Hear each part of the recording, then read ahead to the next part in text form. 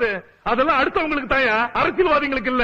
உங்கள மாதிரி எல்லாரும் நேர்மையான அதிகாரியா இருந்திருந்தா இன்னைக்கு உலகத்திலே இந்தியா தான் முதலாவது நாடா இருந்திருக்கும்.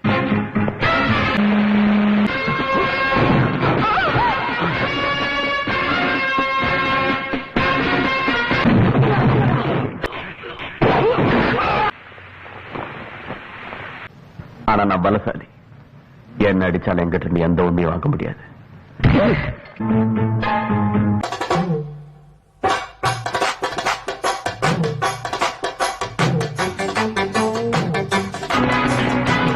இந்த மாதிரி திறமசாலிகளை பார்த்தா அவங்களோட கொஞ்சம்